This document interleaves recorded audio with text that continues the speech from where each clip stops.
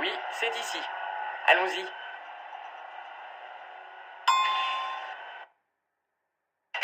Cher Thomas et Moby, je dois aller bientôt à New York. Est-ce vrai que là-bas les immeubles grattent le ciel et comment tiennent-ils debout? Mario de Saint-Étienne. Mais non Mario, ils ne grattent pas le ciel. C'est juste une expression pour dire qu'ils sont très hauts, si hauts qu'ils touchent presque le ciel. Alors voilà, chaque bâtiment doit faire face à trois forces principales qui pourraient le faire s'effondrer. La gravité, la compression et la tension. La gravité de la Terre attire chaque masse qui est à sa surface vers le centre de la Terre. Ce qui veut dire que chaque structure que l'on construit doit résister à une force qui menace de la faire tomber. Peu importe de quel genre de structure il s'agit, sache que les forces de compression et de tension sont en action. La compression est la force qui tend à comprimer la matière. Tous les immeubles que nous voyons partout autour de nous doivent résister à la force de compression causée par leur poids. À Paris, la tour Montparnasse, la plus haute tour de France actuellement, avec ses 59 étages et ses 209 mètres de hauteur, doit aussi faire face à la force de compression.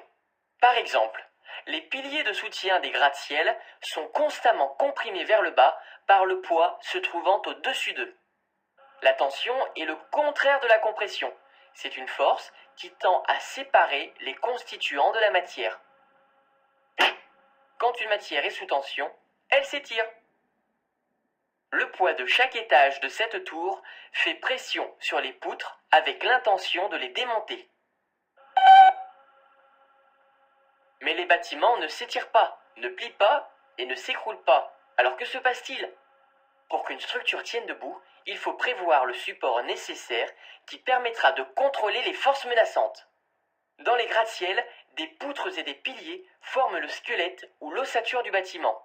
Ici, l'ossature est en réalité une superstructure, car elle est conçue de sorte que le gratte-ciel puisse distribuer ses forces et supporter son poids. Les superstructures sont faites d'acier, un matériau relativement léger et résistant à la compression et à la tension. Des piliers d'acier prennent en charge le poids de l'immeuble. Ils sont comprimés. Des poutres en acier relient les colonnes empêchant la tension d'étirer l'ossature et des forces comme le vent d'endommager la structure. Cependant, toute cette force qui travaille de haut en bas doit bien aller quelque part. C'est le rôle des fondations du bâtiment de répartir cette force dans le sol sans qu'il ne s'enfonce dans le sol. Une planification sérieuse est indispensable quand on conçoit la structure d'un bâtiment. Même cette cage d'ascenseur sert de support.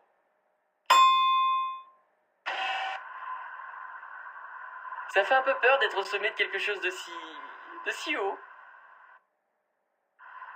Mais cela vaut vraiment la peine. Hé Moby, regarde ça, Moby, et là aussi, regarde, Moby, regarde, Moby, là, Moby, regarde.